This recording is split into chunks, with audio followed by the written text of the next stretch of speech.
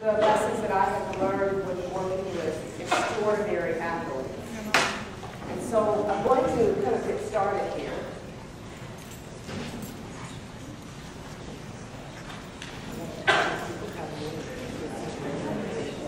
You know, it's a funny thing. I speak all over the world, honestly, I do.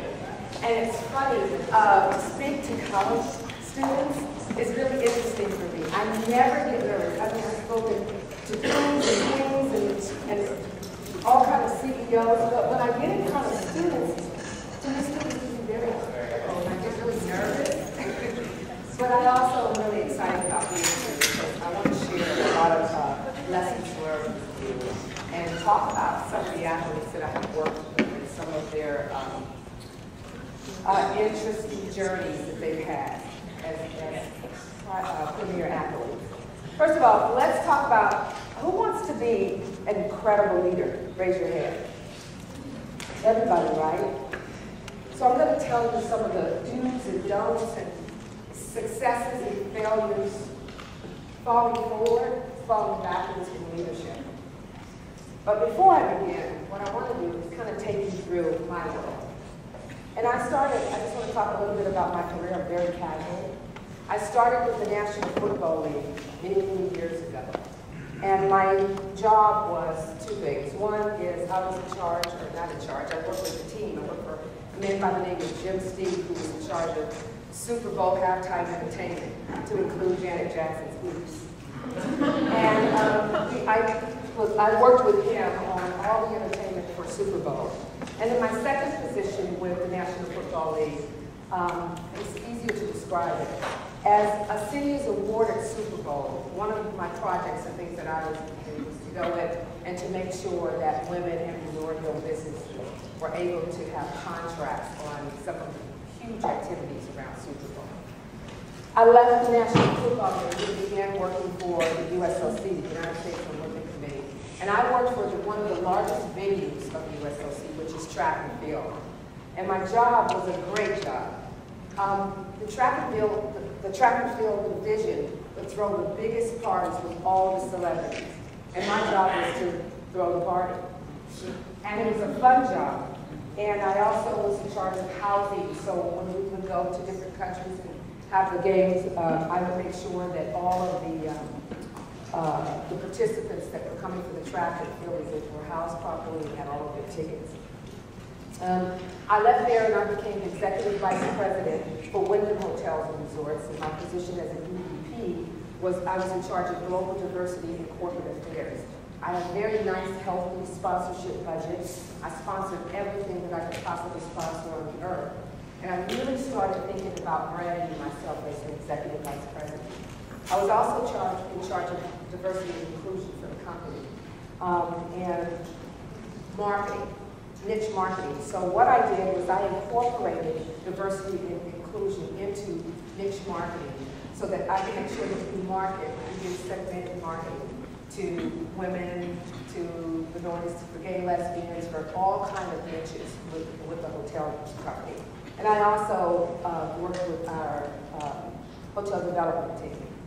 We sold Wyndham to Blackstone. Blackstone Corporation bought Wyndham, and I was kind of a free bird then. And I was trying to decide what I wanted to do with the rest of my life. But while I was at Wyndham, I was very smart. I made sure that I joined lots of organizations, that I sat on boards. I made sure that my name, I built a brand, and I made sure that my name was in all types of magazines that I'll share with you in a few minutes. I was on the speaking circuit, radio shows, television shows, everything to talk about marketing, to talk about branding, and to talk about diversity. But while I was out there after Wyndham, I had been dabbling in the film world a little bit. And I started producing documentaries. And I was speaking at the Texas Conference for Women, and lo and behold, in the audience was Lisa Ling, who is now a commentary for Oprah Winfrey. And she walked up to me and she said, "You have such amazing stories." She said, "How would you like to travel for Oprah and do her international segments on some amazing stories that you're talking about?" Well, I said, "Oprah who?" Actually, I said, absolutely. And so I had an amazing opportunity to do stories and documentaries and segments for Oprah. It was a wonderful woman to work for, very warm, and she just I just enjoyed really working for her. While I was doing that, I get a phone call from a small company called Nike. And Nike was looking for their first vice president of global diversity. And so they flew me out there and they said, we're really interested in you. And we like to, and they were very smart. Okay, so you know they're located in Portland, Oregon. Okay, I'm an Australian girl, right? So it does not rain like it rains in Portland, Oregon. And so they were smart to interview me during the springtime, but it was absolutely beautiful. And they caught me all off guard, and they wowed and put me on, took me to the campus and wined and dined me. And I was like, yes, yes, yes, yes. And boy, when that rain came 24/7, I was like, no, no, no, no. And I kept myself very busy. So my position with Nike was a really interesting one. I wore several hats. One was to bring and I guess, to develop a diversity strategy for Nike as a company, globally. The second hat I wore was around niche marketing. So what I did was launching Tiger Woods clubs someplace or Michael Jordan shoes in Italy, and to make sure that, because they got in a little quirk trouble, is that they had manufactured a shoe. And this shoe, they decided that they were going to launch the shoe in the Middle East. And when they didn't realize that on the bottom of the shoe was a certain mark on it, and that when it was in the sand, it hit the sand, it made a mark that was very offensive to Muslims. So, lo and behold, after several $1 million spent on that shoe, they had to recall the shoe. But it was the cultural nuances of not understanding and knowing these type of things that really set them back with this shoe. So part of my job was to do things like that, to make sure that they were very culturally savvy.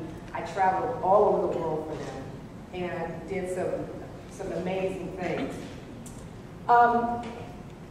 I left Nike, and I had branded myself so well, and we'll talk about personal branding, that when I left, I honestly I had a following. So this is what we'll start talking about. These are some of the companies that I have major relationships with, and that some of them have been my clients, and well, actually a lot of them have been my clients. Whether I was doing niche marketing for them, or public relations, or diversity strategies. Here are another partial list of my clients, of things that I've done. Yeah. If you look at their jazz and gardens, I also do major events. I do huge concerts and huge benefits. We just finished doing jazz and gardens up there, and we sold out. I co-produced some big concerts with Mary J. Blige and many others.